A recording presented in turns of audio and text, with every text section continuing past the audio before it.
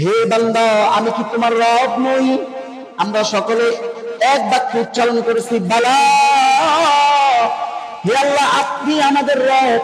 মুফাসসির বলেন এই রব শব্দের আপনি আমাদের রব, এটা 6টা অর্থ বলেছেন। কয়টা? 6টা অর্থ বলেছেন। এক নাম্বার, আল্লাহ যে বলছেন আমি কি তোমার রব নই, এইটা 6টা অর্থ। এক হচ্ছে আলাস্তু রাব্বাকা ফি হায়াতিকাল খাসসা, তোমার ব্যক্তিগত জীবনে আমি কি রব নই? আমরা বলেছি বালা, হে আল্লাহ আপনি আমাদের ব্যক্তিগত জীবনে রব। আল্লাহ বলেছেন আলাস্তু রাব্বাকা ফি হায়াতিকাল উসরিয়া, আমি কি তোমার পারিবারিক জীবনে রব নই? আমরা বলেছি হ্যাঁ আল্লাহ আপনি আমাদের পারিবারিক জীবনে রব। আল্লাহ জিজ্ঞাসা করেছে আলাস্তু রাব্বাকা ফি হায়াতিকাল ইজতিমাইয়া, আমি কি তোমার সামাজিক জীবনের রব নই? আমরা বলেছি হ্যাঁ। আল্লাহ জিজ্ঞাসা করেছে আলাস্তু রাব্বাকা ফি হায়াতিকাল ইকতিসাদিয়া, আমি কি তোমার অর্থনৈতিক জীবনের রব নই? আমরা বলেছি হ্যাঁ। আল্লাহ জিজ্ঞাসা করেছে আলাস্তু রাব্বাকা ফি হায়াতিকাল হুকুমিয়া, আমি কি তোমার রাষ্ট্রীয় জীবনের রব নই? আমরা বলেছি হ্যাঁ। 18,557 নং হাদিস, তিনি বলেন خرجنا مع رسول الله صلى الله عليه وسلم في جنازة رجل من الأنصار। বারা ইবনে আযিব রাদিয়াল্লাহু তাআলা আনহু বলেন যে আমরা একদা রাসূলুল্লাহ সাল্লাল্লাহু আলাইহি ওয়াসাল্লামের সাথে এক আনসারী ব্যক্তির জানাজায় বের হলাম। ফান্তাহাইনা ইলাল কবরি ওয়ালাম্মা ইউলহাদ, বের হওয়ার পরে রাসূল হাঁটতেছেন, আমরা হাঁটতেছি। এমত অবস্থায় ওই আনসারী ব্যক্তির কবরের পাশে গিয়ে রাসূল থেমে গেলেন। এমত অবস্থায় যে তখন তার কবরটা খোঁড়া হইতেছিল, রাসূল গিয়ে সেখানে থেমে গেলেন। ফাজালাসা রাসূলুল্লাহ সাল্লাল্লাহু আলাইহি ওয়াসাল্লাম, আল্লাহ রাসূল সেখানে গিয়ে বসে গেলেন। ফাজালাসনা হাওলাহু, আল্লাহ রাসূল বসে যাওয়ার পরে আমরাও রাসূলের চতুর্দিকে বসে গেলাম। রাসূলের চতুর্দিকে বসে গেলাম। বসার পরে রাসূল চুপচাপ। ওয়াফি ইয়াদিহি আউদুন ইয়ানকিতু বিহি ফিল আরদ, রাসূলের হাতে একটা কাঠি ছিল, কাঠের টুকরা, তিনি এই কাঠের টুকরা দিয়ে জমিনের মধ্যে আঁকাআঁকি করতেছিলেন। অনেক সময় আমাদের অভ্যাস, কোনো কিছু ভাবলে আমরা নিচে আঁকাআঁকি করি। রাসূল আঁকতেছিলেন, আমরা সবাই বসে রয়েছি। সাহাবায়ে কেরাম বলেন আমরা চতুর্দিকে রাসূলের গোল হয়ে বসে আছি। কাআন্নামা আলা রুউসিনা আত-তায়র, এত চুপ করে বসে আছি, আমাদের মধ্যে কোনো নড়াচড়া নাই, যেন আমাদের মাথার উপর পাখি বসে আছে। টেনশন করতেছি, রাসূল কিছু বলে না কেন, চুপ কেন? ফারাফা রাসাহু, রাসূল হঠাৎ করে মাথা উঠাইলেন। মাথা উঠানোর পর এবার রাসূল আমাদেরকে দিকে লক্ষ্য করে সম্বোধন করে বললেন ইস্তাইযু মিন আযাবিল কবরি মাররাতাইনি আও সালাসান। রাসূল এরপর মাথা উঠায়া বললেন যে তোমরা কবরের আযাব থেকে আল্লাহর কাছে ফানা চাও। এই কথাটা রাসূল 2বার অথবা 3বার বললেন। এরপর রাসূলুল্লাহ সাল্লাল্লাহু আলাইহি ওয়াসাল্লাম বর্ণনা শুরু করলেন, ইযা কানা আবদুল মুমিন ফি ইনকিতা'ইন মিনাদ দুনিয়া ওয়া ইকবালিন মিনাল আখিরাহ, যখন মুমিন বান্দা মৃত্যু সজ্জায় চলে যায়, যখন দুনিয়া থেকে বিদায়ের ঘন্টা বেজে যায়, তখন তার কি হালাত হয়? রাসূল বললেন নাযালা ইলাইহি মালাইকাতুম মিনাস সামা, আল্লাহ রাসূল বলেন ওই মৃত সজ্জা ব্যক্তির কাছে আল্লাহর পক্ষ থেকে এমন কিছু ফেরেশতা আসে, বিদুল ওজুহ, যাদের চেহারাগুলো এমন শুভ্র, আল্লাহ রাসূল বলেন কাআন্না উজুহাহুমুশ শামস, যেন তাদের চেহারাগুলোই সূর্য। সুবহানাল্লাহ। তারা এসে কি করে? রাসূল ফরমান এই ফেরেশতাগুলো এসে হাত্তা ইয়াজলিসু মিনহু মাদ্দা বাসারিহি, এই ফেরেশতাগুলো আসে এবং তার সাথে রাসূল বলেন মাআহু কাফানুন মিন আকফানিল জান্নাহ ওয়া হানুতুম মিন হানুতিল জান্নাহ। তাদের সাথে দুইটা জিনিস থাকে, যখন সে মুমিনের জান কবজ করে যে ফেরেশতারা আসে তাদের সাথে দুইটা জিনিস থাকে। এক নাম্বার, তাদের সাথে কাফনের কাপড় থাকে, তাও সেটা জান্নাতি দুনিয়ার না। আর কি থাকে? হানুতুম মিন হানুতিল জান্নাহ, তাদের সাথে জান্নাতের সুগন্ধি, দুনিয়ার না জান্নাতের সুগন্ধি নিয়ে আসে। আসার পরে এই ফেরেশতাগুলো হাত্তা ইয়াজলিসু মিনহু মাদ্দা বাসারিহি, ওই মৃত ব্যক্তির চোখ যত দূর যায় সিরিয়াল ধরে এই দুই কাতারে সারিবদ্ধ হয়ে তার চোখের দৃষ্টি যতটুকু যায় তারা এইভাবে সিরিয়াল ধরে বসে যায়। সুবহানাল্লাহ, সিরিয়াল ধরে বসে যায়। হাত্তা সুম্মা ইয়াজিউ মালাকুল মাউত, এরপর মালাকুল মাউত যিনি আসল দায়িত্বপ্রাপ্ত, জান কবজ করার দায়িত্ব যার, আসল মালাকুল মাউত এরপরে আসে। হাত্তা ইয়াজলিসা ইনদা রাসিহি, আসার পরে ওই মৃত ব্যক্তির মাথার কাছে বসে যায়। বসার পরে এখন মালাকুল মাউত বলেন উখরুজি ইয়া আইয়াতুহান নাফসুত তাইয়্যিবা, হে পবিত্র আত্মা, মুমিনের আত্মা। ইয়া আইয়াতুহান নাফসুত তাইয়্যিবা, হে মুমিনের আত্মা, উখরুজি, তুমি বের হও। কোথায় বের হবা? ইলা মাগফিরাতিন মিনাল্লাহি ওয়া রিদওয়ান, হে মুমিনের আত্মা, তুমি আল্লাহর ক্ষমার দিকে, আল্লাহর সন্তুষ্টির দিকে বের হয়ে আসো। মালাকুল মাউত তাকে এইভাবে বলতে থাকবে। বলার পরে ফাখরাজা, আত্মার সাথে সাথে ফাতাখরুজ, আত্মার সাথে সাথে বের হয়ে যাবে। বের হওয়ার পরে এখানে ফেরেশতা আছে দুই গ্রুপ। এক গ্রুপ তারা কাফনের কাপড় তারপর সুগন্ধি নিয়ে তারা দুই সিরিয়ালে বসে আছে, আর হলো মালাকুল মাউত। এবার বের হওয়ার পরে প্রথম আত্মাটা হাতে নিবেন মালাকুল মাউত। মালাকুল মাউত যখনই আত্মাটা হাতে নিবেন তারা কারাকারি শুরু করে দিবে যে আমরু আছে দেন। হাত্তা ইয়াখুযুহা, বাকি ফেরেশতারা টাইনা নিয়ে নিবে। নেওয়ার পরে লাম ইয়াদাউহা ফি ইয়াদিহি তারফাতা আইন, হাতের মাঝে এক মুহূর্তের জন্য রাখবে না। ওয়া ইয়াজআলুহা ফি যালিকাল কাফানি ওয়া ফি যালিকাল হানুত, সাথে সাথে মালাকুল মাউত এবং তার সংশ্লিষ্ট ফেরেশতারা তার এই রূহকে, মুমিনের এই রূহকে সাথে সাথে ওই জান্নাতি কাফন আর সেই জান্নাতি সুগন্ধের মধ্যে পেঁচায় নিয়ে নেবে। সুবহানাল্লাহ। এবার নেওয়ার পরে আল্লাহু আকবার, এইবার নেওয়ার পরে ফায়াসাদু ইলাস সামা, তারা আসমানের দিকে উঠতে থাকবে, উঠতে থাকবে। হাত্তা ইনতাহাউ ইলাস সামাঈদ দুনিয়া, উঠতে উঠতে যখন দুনিয়ার আসমান অর্থাৎ প্রথম আসমান পর্যন্ত পৌঁছবে, এই পৌঁছার মুহূর্তে যত লা ইয়ামুরুনা আলা মালাইন মিনাল মালাইকাতি ইল্লা ক্বালু মা হাযার রূহুত তাইয়্যিবা, যত ফেরেশতার দলের সাথে তাদের সাক্ষাৎ হবে প্রত্যেক ফেরেশতা তাকে জিজ্ঞাসা করবে এই পবিত্র আত্মা কার? তারা জবাবে বলবে ফুলান ইবনে ফুলান, অমকের সন্তান অমক, বি আহসানি আসমাইহিল্লাতী কানু ইউসাম্মুনাহু বিহা ফিদ দুনিয়া, তার যে উত্তম নাম দিয়ে তাকে দুনিয়াতে ডাকা হইতো ওই নাম ধরে ধরে বলবে ফুলান ইবনে ফুলান, অমকের ছেলে অমক, এটা তার আত্মা। এভাবে করে যখন ফেরেশতার দল প্রথম আসমানে যাবে, ফায়াস্তাফতিহুনা লা, বলে এই বান্দার জন্য আসমানের দরজা খুলে দাও। ফায়ুফতাহু লা, সাথে সাথে খুলে দেওয়া হবে। এরপর আসমানের দ্বিতীয় আসমান, তৃতীয় আসমান, চতুর্থ আসমান, পঞ্চম, ষষ্ঠ, সপ্তম আসমান পর্যন্ত যখন উঠে যাবে, এর মধ্যে প্রত্যেক আসমানের ফেরেশতারা ওয়ায়ুশাইয়ুহু মিন কুল্লি সামাইন মুকাররাবুহা ইলা সামাইল্লাতী তালিহা, প্রত্যেক আসমানের নৈকট্যশীল ফেরেশতারা পরের আসমান পর্যন্ত তাকে অভিবাদন দিতে দিতে তাকে আগে আগে। সুবহানাল্লাহ।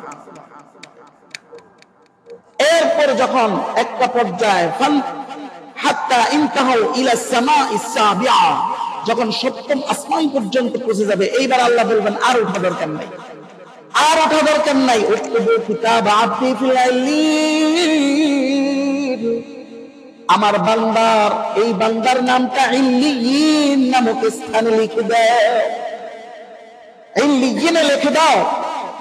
এই বান্দাকে নিয়ে আর ওঠা লাগবে না, তার রূহটা তার জিসিমে আবার ফিরিয়ে দাও।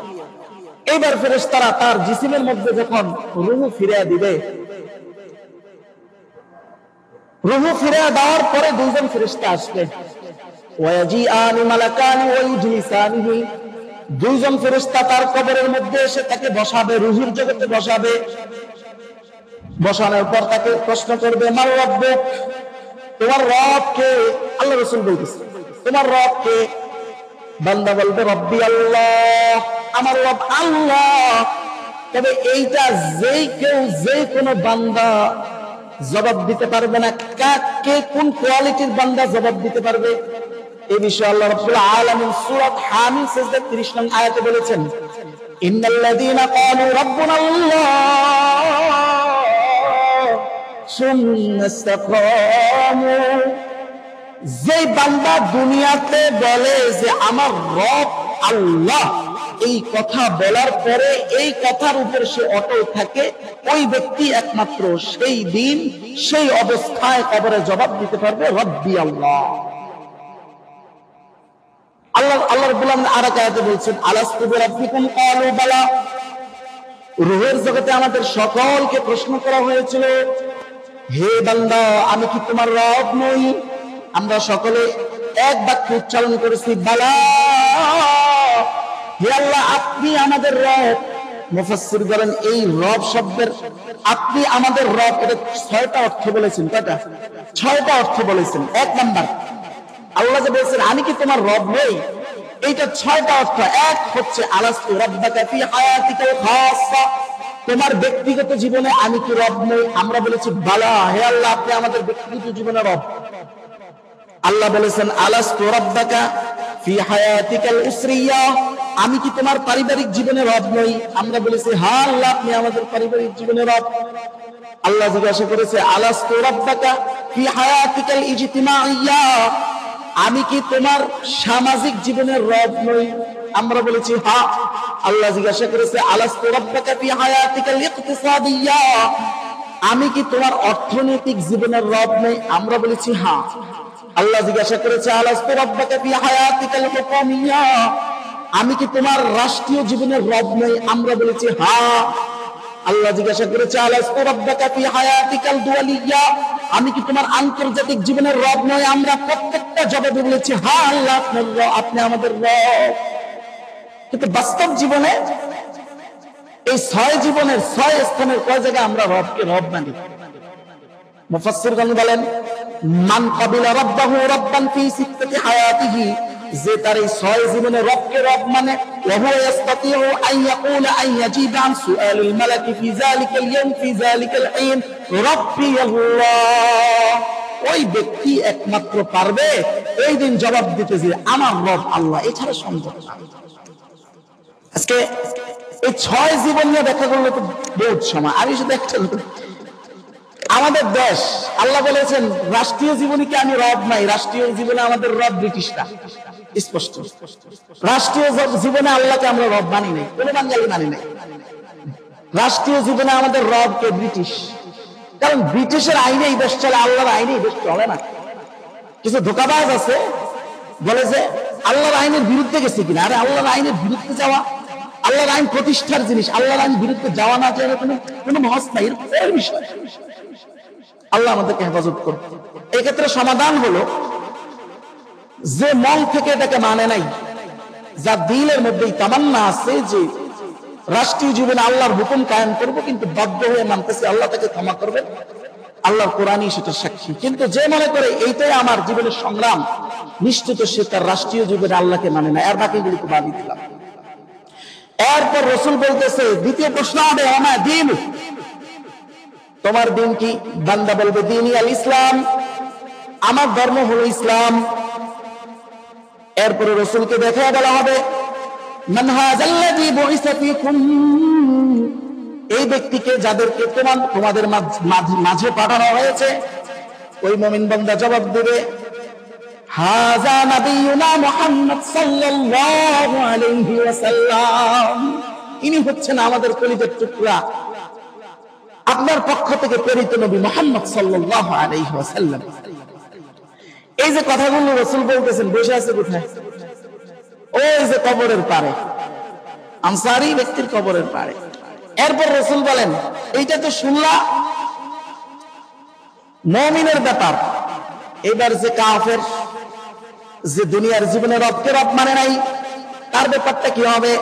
বলে ইজা কানা আব্দুল কাফির ফিল কিতাইন মিনাদ দুনিয়া ওয়া ইকবালিন মিনাল আখিরাহ, যখন কাফের বান্দার মৃত্যুর সময় এসে যাবে, একইভাবে ইয়ানজিলু আলাইহি মালাইকাতুন মিনাস সামা,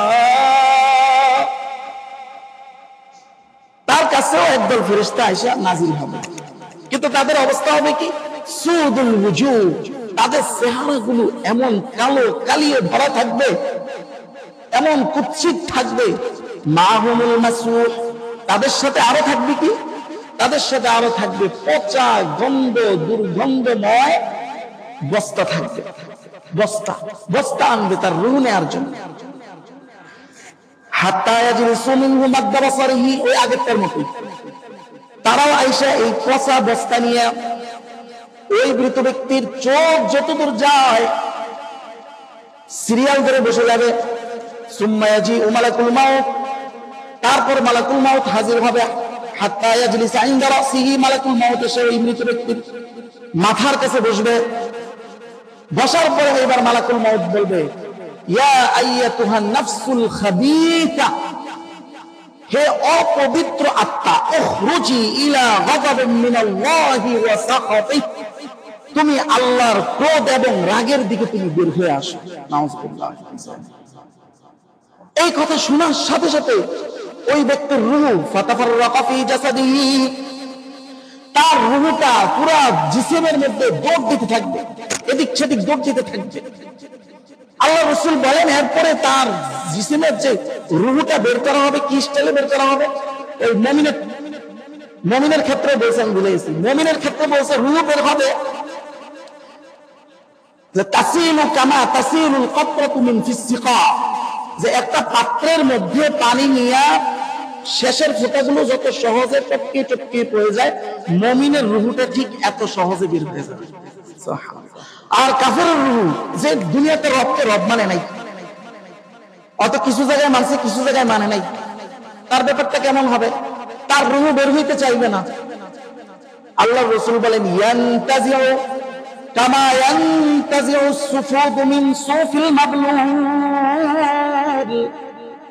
তার রূহটা বের করা হবে যেইভাবে ভিজা পশম, যেমন ওট না, যেমন দুম্বা বা ভেড়া, উল আছে না, উল, এই উলের মধ্যে যদি কোনো দানা থাকে আর ওটা যদি ভেজা হয়, এটা সহজে বের করা যায়। এটাকে যেভাবে খামসায়া ভিতর থেকে টাইনা বের করে, এইভাবে তার রূহটা এইভাবে টাইনা বের করা। নাউযুবিল্লাহ। শুধু কি তাই, বের করার সাথে সাথে লাম ইয়াদাউহা ফি ইয়াদিহি তারফাতা আইন, হাতের মাঝে এক মুহূর্ত রাখবে না। হাত্তা ইয়াজআলাহা ফি যাফি তিলকাল মাসউহ, ওই যে পচা বস্তা ছিল ওই বস্তার মধ্যে তাড়াতাড়ি ঢুকাবে। ঢুকানোর পরে আল্লাহর রাসূল বলেন, ইয়াখরুজু কাআনতানি রিহি জিফাতিন ওয়াজিদাত আলা ওয়াজহিল আরদ, এই মৃত ব্যক্তির থেকে এমন দুর্গন্ধ বের হবে যে দুনিয়াতে এমন দুর্গন্ধের দৃষ্টান্ত নাই, এমন দুর্গন্ধ বের হবে। ওয়াসাদু বিহা ইলাস সামা, তাকে নিয়ে ফেরেশতারা যখন আসমানের দিকে রওনা দিবে, হাত্তা ইনতাহাউ ইলাস সামাই দুনিয়া, দুনিয়ার আসমান পর্যন্ত যায়, ফায়াস্তাফতিউনা লাহু ফালা ইফতাহু লাহ, যখন বলবে এই বান্দার জন্য দরজা, আসমানের দরজা খুলে দাও, আসমানের দরজা খোলা হবে না, আসমানের দরজা খোলা হবে না। আওয়াজ আসবে, এই বান্দার এখানে আসার কোনো অনুমতি নাই। তার উক্তুবু কিতাব আব্দি, উক্তুবু কিতাব আব্দি ফি সিজ্জিন ফি আরদিস সুফলা, সিজ্জিন নামক স্থানে আমার বান্দার নামটা লিখে দাও, সপ্তম জমিনের নিচে। লিখে দাও।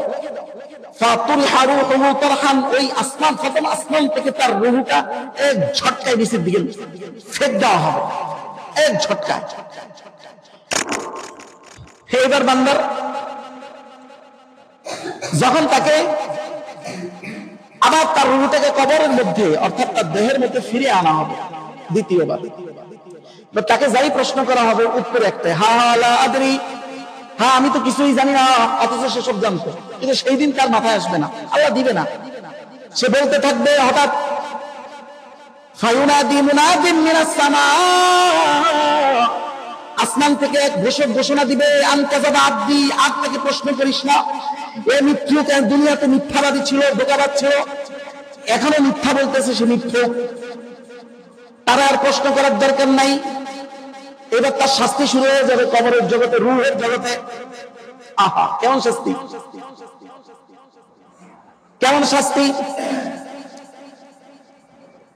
আল্লাহ রাসূল সাল্লাল্লাহু আলাইহি ওয়াসাল্লাম কবরে কেমন শাস্তি হবে এই সূরা যাবের পরে এই বিষয়ে একটা হাদিস, বুখারীর বর্ণনা, 1338 নং হাদিস। আল্লাহ রাসূল বলেন, ফায়ুদরাবু বিমিতরাকাতিন মিন হাদিদ, লোহার এক ডান্ডা দিয়ে তাকে এমন জোরে বাড়ি দেওয়া হবে। কোথায় বাড়ি দেওয়া হবে? বাইনা উযুনাই, তার কানের মাঝে বাড়ি দেওয়া হবে। ফায়াসিহু সাইহাতান, সে এমন এক চিৎকার দিবে, ইয়াসমাউহা কুল্লুল খালাইক ইল্লা সাকালাইন, দুনিয়াবাসী সবাই তার এই বিকট চিৎকারের আওয়াজ শুনবে, শুধুমাত্র মানুষ এবং জিন ছাড়া সবাই শুনবে। এটা হলো তার প্রথম শাস্তি। এরপরে সহিহুত তারগীব একটা হাদিসের কিতাব আছে, সেখানে হাদিসের শেষ অংশে আল্লাহ রাসূল সাল্লাল্লাহু আলাইহি ওয়াসাল্লাম বলেন, হাদিস নাম্বার 3558 নং হাদিস, সেখানে আল্লাহ রাসূল বলেন, এই বান্দার শেষ ফয়সালা হলো, ফেরেশতাদেরকে আল্লাহ আদেশ করবেন যে আফতাহু লাহু বাবান ইলান নার, এই বান্দার জন্য জাহান্নামের দিকে দরজা খুলে দাও। ফায়াতিহি মিন হাররিহা ওয়া সামুমিহা, এই বান্দার কাছে প্রতিনিয়ত সর্ব অবস্থায় জাহান্নামের গরম এবং জাহান্নামের লো হাওয়া আসতে থাকবে। নাউযুবিল্লাহ। এভাবে কিয়ামত পর্যন্ত তার শাস্তি হতে থাকবে, হতে থাকবে। আমি আপনি কেউ জানি না আমরা কোন দলের অন্তর্ভুক্ত, কেউ জানি না। আল্লাহ পাক রব্বুল আলামিন আমাদেরকে প্রথম দলের অন্তর্ভুক্ত হওয়ার জন্য যা কিছু ছাড়া লাগে, যা কিছু মানা লাগে, সবগুলোর তৌফিক দান করেন। সবাই বলেন আল্লাহুম্মা আমিন। আল্লাহ যেন আমাদেরকে তৌফিক দান। এরপরে জাহান্নামের শাস্তিটা আরো ভয়ঙ্কর। আল্লাহ তাআলা বলেন, জাহান্নামের শাস্তিটা কেমন হবে? যে বিছানায় জাহান্নামে থাকবে, লাহুম মিন জাহান্নামা মিহাদ, আল্লাহ বলেন বিছানাটা হবে আগুনের, ওয়া মিন ফাওকিহিম গাওয়াশ, উপরে ছাদ দেওয়া হবে আগুনের। এ হচ্ছে জাহান্নামের শাস্তির নমুনা। তাহলে এই মৃত্যু থেকে পালায়ন করার সাধ্য আমাদের কারো নাই। অতএব এই মৃত্যুর জন্য আমাদের প্রস্তুতি নিতে হবে। দেখেন, দুনিয়াতে চলতে হলে মানুষ, দেখেন এটা কে না বোঝে যে দুনিয়াতে চলতে হলে যেই দেশে থাকবো, যেই দেশে বসবাস করব, ওই দেশের পর্যাপ্ত পরিমাণ কারেন্সি আমার কাছে থাকতে হবে। কিন্তু মানুষ আমরা, আমি বলি, আপনি বলি, এটা বুঝে আসে না যে আখিরাতের কারেন্সি হলো আমল, আখিরাতের টাকা হলো আমল। এই টাকা ছাড়া এক পাও দুনিয়াতে যেভাবে আগানো যায় না, আখিরাতেও আগানো যাবে না। আর এটা অর্জন করা যায়, দুনিয়াতে অর্জন করা যায়, কিন্তু আখিরাতে অর্জন করা যায় না। আখিরাতে করতে হয় দুনিয়াতে, এটা সময় সীমাবদ্ধ, এরপরে আসবে। এত সিরিয়াস, তারপরে আমরা এটাতে এত ঢিলা। আল্লাহ তাআলা পড়ায় কোনো লাভ নাই। সূরা জুমার 8 নং আয়াত, আল্লাহ তাআলা বলেন, সুম্মা তুরাদ্দুনা ইলা আলিমিল গায়বি ওয়াশ শাহাদাতি ফায়ুনাব্বিউকুম বিমা কুনতুম তা'মালুন। আল্লাহ বলেন সেই দিন যখন তোমাদেরকে পুনরুত্থান করানো হবে, সুম্মা তুরাদ্দুনা, তারপরে সকল মানুষকে, আমাকে, আপনাকে, সকলকে ইলা আলিমিল গায়বি ওয়াশ শাহাদা, এমন এক রবের দিকে ফিরিয়ে নেওয়া হবে যিনি দৃশ্য অদৃশ্য সবকিছু জ্ঞান রাখেন। তিনি খুঁটে খুঁটে বলে দিবেন তুমি দুনিয়াতে কি কি আমল করছো, কাকে কতটুকু কষ্ট দিছো, কোন জায়গায় তোমার কতটুকু বদ আমল, কোন জায়গায় তোমার কতটুকু ভালো আমল। তিনি বর্ণনা করে দেখিয়ে দেখিয়ে, হাতে আঙ্গুল কলমে দিয়ে দেখিয়ে দেখিয়ে বুঝিয়ে দিবেন। কেননা বুখারী শরীফের 6536 নং হাদিস, আল্লাহু আকবার, সেই দিন যাকে আল্লাহ দেখাইবেন, যাকে বলবেন এদিকে তোর হিসাব দিই, কি কি করছিস করে দেই। বুখারী শরীফ বলে যে মান্নুকিশাল হিসাব উযযিবা, ওই দিন যার হিসাবে আল্লাহ ধরবেন নির্ঘাত সে জাহান্নামে যাবে। এটা সে যেই হোক, যার হিসাব আল্লাহ ধরছেন তো সে জাহান্নামে। এজন্য আল্লাহ নবী সবসময় দোয়া করতেন, আল্লাহ হিসাব সহজ করে দাও। এখানে হযরত আয়েশা রাদিয়াল্লাহু আনহা প্রশ্ন করলে আল্লাহ রাসূল বলেন হিসাব সহজ করে অর্থ হলো হিসাব না নেওয়া। হিসাব সহজ করে অর্থ হলো হিসাব না নেওয়া, কারণ হিসাব যার দিবে তার জাহান্নাম, এতে কোনো সন্দেহ নাই, বাঁচার কোনো উপায় নেই। আল্লাহ তাআলা বলবেন না কেন? দেখেন সেই দিন হিসাব নেওয়ার ক্যাটাগরিটা কি। আল্লাহ তাআলা বলেন, ফোন নম্বরের 2 নং পৃষ্ঠায় একটা আছে, ইকরা কিতাবাক কাফা বিনাফসিকাল ইয়াওমা আলাইকা হাসিবা। আল্লাহ সেদিন এবারে কিতাব ধরায়া দিয়ে হাতে বললেন, তুমি তোমার আমলনামা পড়ো। কাফা বিনাফসিকাল ইয়াওমা আলাইকা হাসিবা, আজকে হিসাব তোমার জন্য, তুমি তোমার হিসাব দেওয়ার জন্য যথেষ্ট। আল্লাহ বলবেন। সুনান তিরমিজি হাদিস নাম্বার 2417 নং হাদিস, আল্লাহ রাসূল বলেন, লা তাজুলু কদামা আবদি, আমার কোন বান্দার পা জায়গা থেকে কিয়ামতের দিন নড়াইতেই পারবে না, হাত্তা ইয়াসআলাহু ফি উমরিহি ফিমা আফনাহু, যতক্ষণ না তাকে এই কথা জিজ্ঞাসা করা না হবে যে তোমার জীবন সম্পর্কে, তুমি এই জীবন কোন ক্ষেত্রে ব্যয় করেছো। আল্লাহ তাআলার কাছে সবকিছু থাকবে। 15 পারার 18 নং পৃষ্ঠায় এই আয়াতের আরেকটা জবাব আছে, যে এই যে কিতাব হাতে দিবে, দেওয়ার পরে তার হালাত কি হবে। আল্লাহ বলেন, ফাতারাল মুজরিমিনা মুশফিকিনা, সেই দিন হে নবী আপনি দেখবেন, ফাতারা, আপনি দেখবেন কি দেখবেন, মুজরিমিনা যারা অপরাধী, সেই দিন মুশফিকিনা তারা ভীত, আই খাইফিনা তারা ভীত অবস্থায় দেখবেন। আর তারা বলবে, ইয়া ওয়াইলাতানা মাল হাযাল কিতাব, আরে এই কিতাবের কি হইল, লা ইউগাদিরু সাগীরাতান ওয়ালা কাবীরাতান ইল্লা আহসাহা, আরে এখানে তো আমার ছোট বড় জীবনের কোন জিনিস ছাড়া হয় না, সব লেখা হয়েছে। এটা কেমনে সম্ভব? বলে কেমনে সম্ভব? ওই যে সূরা ইনফিতারের 10, 11, 12 নং আয়াত দেখেন, আল্লাহ বলেন, ইন্না আলাইকুম লাহাফিজিন কিরামান কাতিবিনা ইয়ালামুনা মা তাফআলুন। আল্লাহ বলেন কিভাবে সম্ভব? কারণ আরে বান্দা, তুমি মনে করছো তুমি একা, ইন্না আলাইকুম লাহাফিজিন, আমি 24 ঘন্টা তোমার উপর পাহারাদারিতে আছি। শুধু আমি আছি? কিরামান কাতিবিন, প্রত্যেকের জন্য 2 জন ফেরেশতা, সম্মানিত ফেরেশতা। কাদের মধ্যে? ইয়ালামুনা মা তাফআলুন, তারা যা যা করে সব তারা দেখে ও জানে। কিতাবে আসবে না কেন? তোমার সব আমলনামা লিপিবদ্ধ হবে না কেন? 24 ঘন্টা তোমার পাহারাদারি আছে। আরে শুধু ফেরেশতারাই জানে তা না, শুধু ফেরেশতারা জানে, আমি আল্লাহ জানি না। সূরা আলাকের 14 নং আয়াতে আল্লাহ তাআলা বলেন, হ্যাঁ, তাদের কি হলো? তারা কি জানে না? বিআন্নাল্লাহা ইয়ারা আলাম ইয়ালাম, সে কি জানে না যে আল্লাহ দেখে? আর আল্লাহ তো নিজেই সব দেখেন। তাহলে কি করে তারা পাপ কাজে লিপ্ত হতে পারে? এই কথা মনে করে যে আমি একা, আমাকে কেউ দেখছে না। আল্লাহ দেখে, কোথায় জায়গা দেখে? দূরে না কাছে? খোলেন সূরা কফের 26 নং আয়াত, আল্লাহ বলেন, ওয়ালাকাদ খালাকনাল ইনসান, আরে আমি তো মানুষ সৃষ্টি করেছি, আমি তার স্বভাব সম্পর্কে জানি। ওয়া না'লামু মা তুওয়াসবিসু বিহি নাফসু, আমি এটা জানি তার নফস থেকে ধোঁকা দেয়, এটা আমি জানি।